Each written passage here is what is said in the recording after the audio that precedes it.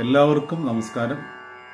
അധ്യാത്മരാമായണം കിളിപ്പാട്ട് അയോധ്യാകാന്ഡം ശ്രീരാമചന്ദ്രന്റെ അഭിഷേകത്തിന് വിഘ്നം വരുത്തുന്ന ഭാഗമാണ്. രാമായ രാമചന്ദ്രായ രാമഭദ്രായ വേദസേ രഘുനാഥായ നാഥായ സീതായ പദയേ നമഃ.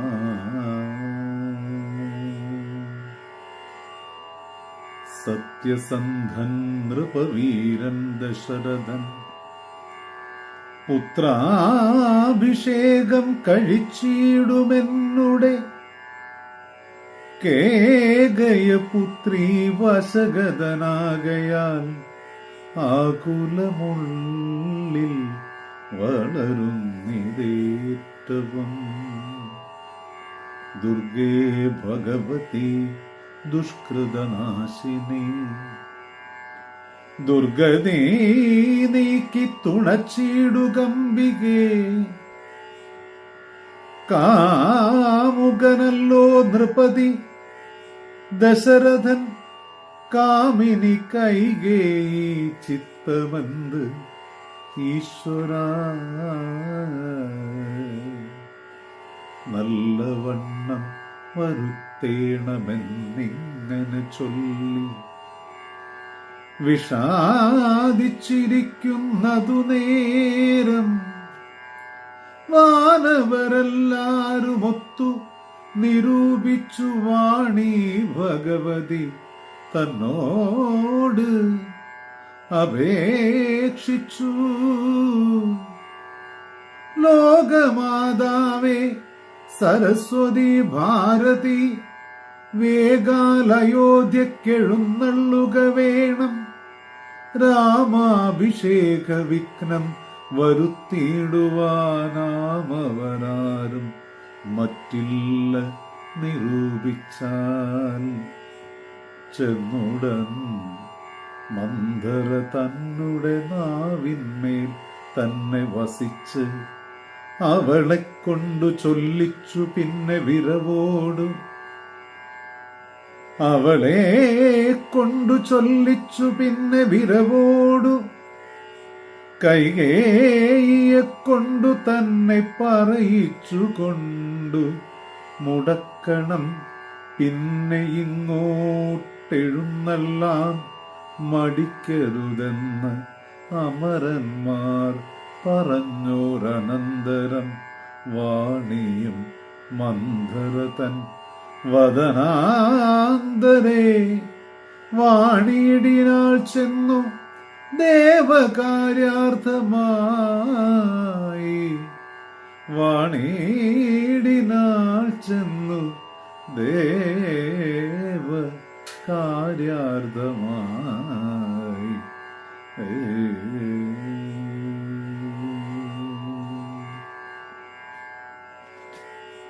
രാമാഭിഷേക വിഘ്നം എന്ന ഭാഗത്തിൽ അതിലേക്ക് നമ്മൾ കടക്കുമ്പോൾ ശ്രീരാമചന്ദ്രന്റെ പട്ടാഭിഷേകം ഉറപ്പിക്കുകയാണ്. പിറ്റേ ദിവസം തന്നെയാണ് പട്ടാഭിഷേകം. ഈ സമയത്ത് ദേവന്മാരെല്ലാവരും ഒരുമിച്ചു ചേരുകയാണ്. ഒരുമിച്ചു ചേർന്ന് കൂടി ആലോചിക്കുകയാണ്. ഈ അഭിഷേകത്തിന് തടസ്സം വരുത്തണം. അതിന് ചൈതന്യസ്വരൂപിണിയായ അക്ഷരദേവതയായ സരസ്വതി ദേവിയെ ചെന്ന് കാണുന്നു. സരസ്വതി ദേവിയോട് പറയുന്നു, വാണിമാതാവേ ഭഗവതി സരസ്വതി, വേഗം ദേവി അയോധ്യയ്ക്ക് പോകണം. അവിടെ ചെന്ന് മന്ധരയുടെ മനസ്സിലേക്ക് കയറിപ്പറ്റി മന്ധരയുടെ നാവിനാൽ ശ്രീരാമചന്ദ്രന്റെ പട്ടാഭിഷേകത്തെ മുടക്കണം. മന്ധരയാൽ കൈകേയി ഉപദേശിക്കപ്പെടുമ്പോൾ ദശരഥ മഹാരാജാവ് കൈകേയിയെ വിവാഹം കഴിച്ച സമയത്ത് കൈകേയിയുടെ പിതാവായ അശ്വജിത്തിന് കൊടുത്തിട്ടുള്ള വാക്ക് പാലിക്കുവാൻ യുദ്ധം ചെയ്ത സാഹചര്യത്തിൽ രഥത്തിന്റെ അക്ഷകീലം ഇളകിപ്പോയ അവസരത്തിൽ കൈകേയി തന്റെ വിരൽ ആണിക്ക് പകരമായിട്ട് ആ രഥം തകരുന്നതിൽ നിന്ന് രക്ഷപ്പെടുത്തി ദശരഥ മഹാരാജാവ് വിജയശ്രീലാളിതനായി വരുമ്പോൾ തന്റെ സഹധർമ്മിണിയുടെ കൈ മുറിഞ്ഞിരിക്കുന്നത് കണ്ട് ചോദിക്കുന്നു, എന്താണ് പറ്റിയത് നിനക്ക്? അപ്പോഴാണ് കൈകേയി ചെയ്ത അതിസാഹസികമായ കൃത്യം എന്തെന്ന് ദശരഥ മഹാരാജാവിന് മനസ്സിലാക്കാനായത്.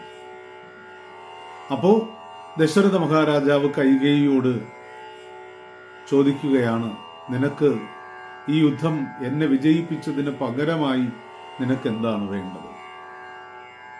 അപ്പോ കൈകേയി പറയുന്നു, എനിക്കിപ്പോ അങ്ങയിൽ നിന്ന് ആവശ്യമായിട്ടുള്ളതൊക്കെ എനിക്ക് ലഭ്യമാകുന്നുണ്ട്. അപ്പോൾ പിന്നെ ഞാൻ മറ്റൊന്നും ചോദിക്കേണ്ടതില്ലല്ലോ, തക്ക സമയത്ത് ഞാൻ അങ്ങയോട് ചോദിച്ചു കൊള്ളാം. അപ്പൊ ഈ വരം, ആ 2 വരം ഇപ്പോ ചോദിക്കണം എന്ന് മന്ധരയെ കൊണ്ട് കൈകേയിയോട് ആവശ്യപ്പെടണം. അങ്ങനെ കൈകേയി ദശരഥ മഹാരാജാവിനോട് ചോദിക്കും. അപ്പോ സരസ്വതീ ദേവി മന്ധരയുടെ മനസ്സിലും നാവിലും പ്രവർത്തിച്ചപ്പോൾ മന്ധര ചെന്ന് കൈകേയിയോട് പറയുന്നു, ശ്രീരാമചന്ദ്രൻ ഈ രാജ്യം ഭരിച്ചാൽ പിന്നെ നിനക്കോ നിന്റെ മകനായ ഭരതനോ യാതൊരു സ്ഥാനവുമില്ല. എല്ലാ അധികാരങ്ങളും കൗസല്യയിലേക്ക് വന്നു ചേരും. നീ പിന്നെ ദശരഥന്റെ പ്രിയപ്പെട്ട ഭാര്യയാണ് എന്ന് പൊങ്ങച്ചം പറയുന്നത് കൊണ്ട് യാതൊരു മഹത്വവും ഉണ്ടാവില്ല എന്ന് പറയുന്നു. കൈകേയി മന്ധരയോട് പറയുന്നു, ശ്രീരാമചന്ദ്രന് കൗസല്യയോട് എന്ന പോലെ തന്നെ എന്നോടും സ്നേഹവും ബഹുമാനവും ഉണ്ട്. ഞാൻ അതിൽ സന്തോഷിക്കുകയല്ലേ വേണ്ടത്, ശ്രീരാമചന്ദ്രൻ രാജാവാകുന്നതിൽ. അപ്പം മന്ധര പറയുന്നു, സ്ത്രീകളുടെ മനസ്സ് എപ്പോഴാണ് മാറാൻ സാഹചര്യങ്ങൾക്കനുസൃതമായി എപ്പോഴും മാറിക്കൊണ്ടിരിക്കാം, മാറാത്ത മനസ്സുണ്ടോ എന്നൊക്കെ ചോദിക്കുകയാണ്. മന്ധരയെ തന്റെ ഉത്തരവാദിത്വ നിർവഹണത്തിന് വേണ്ടി പ്രേരിതയാക്കപ്പെടുന്നത് കൈകേയി ദശരഥ മഹാരാജാവിന്റെ പത്നിയായി അലങ്കരിക്കപ്പെടുമ്പോൾ സ്വസൗന്ദര്യത്തിൽ കൂടുതൽ തൽപരയായ കൈകേയിയെ അവളുടെ ഉത്തരവാദിത്വത്തെ ബോധ്യപ്പെടുത്തുന്നതിന് വേണ്ടിയാണ് മന്ധരയെ കൈകേയിയുടെ ദാസിയായി കേകയ രാജ്യത്ത് നിന്ന് പറഞ്ഞയക്കുന്നത്. ആ ഉത്തരവാദിത്വമാണ് ഇവിടെ മന്ധര നിർവഹിക്കുന്നത്. തുടർന്ന് കൈകേയി വിലപിച്ചുകൊണ്ട് ദുഃഖത്തെ പരിക്ഷീണമായ ഭാവത്തിൽ ശയിക്കുമ്പോൾ അവിടേക്ക് തന്റെ പ്രിയ പത്നിയെ തേടി ദശരഥ മഹാരാജാവ് എത്തുന്നു. എന്താണ് സങ്കടത്തിന്റെ കാരണം എന്നന്വേഷിക്കുമ്പോൾ കൈകേയി ദശരഥ മഹാരാജാവിനോട് അന്ന് തനിക്ക് പകർന്നു തന്ന വാക്ക് പാലിക്കുവാൻ ആവശ്യപ്പെടുമ്പോൾ കൈകേയി ചോദിക്കുന്നത്, എന്റെ മകനായ ഭരതനെ അങ്ങ് രാജാവാക്കി വാഴിക്കണം, മറ്റൊന്ന് ശ്രീരാമചന്ദ്രനെ വനത്തിനയക്കണം, അങ്ങെനിക്ക് വാക്ക് തരണം എന്ന് പറയുകയാണ്. കൈകേയിയുടെ വാക്കുകൾ കേട്ട ദശരഥൻ ഞെട്ടിത്തെറിക്കുന്നു. ഭ്രാന്ത മാനസനായി ഭ്രാന്തചിത്തനായി ദശരഥ മഹാരാജാവ് കൈകേയിയെ അധിക്ഷേപിക്കുന്നു. തുടർന്ന് താൻ കൊടുത്ത അഗ്നിതുല്യമായ പ്രതിജ്ഞയെ വാക്കിനെ കുറിച്ചോർത്ത് പരിതപിക്കുന്നു. വെറും നിലത്ത് വീണ് ഉരുളുന്നു, പൊട്ടിപ്പൊട്ടി കരയുകയാണ്. ഇവിടെ നമ്മൾ മനസ്സിലാക്കേണ്ടുന്ന പ്രധാനപ്പെട്ട കാര്യം, നമ്മുടെ ജീവിതത്തിൽ എന്താണോ നമുക്ക് നേടിയെടുക്കേണ്ടത്, നമ്മൾ ഏത് കാര്യത്തിലാണോ സാഹചര്യങ്ങൾക്കനുസൃതമായി ആകൃഷ്ടരാക്കപ്പെടുന്നത്, അതിനുവേണ്ടി നമ്മുടെ വ്യക്തിത്വത്തെ,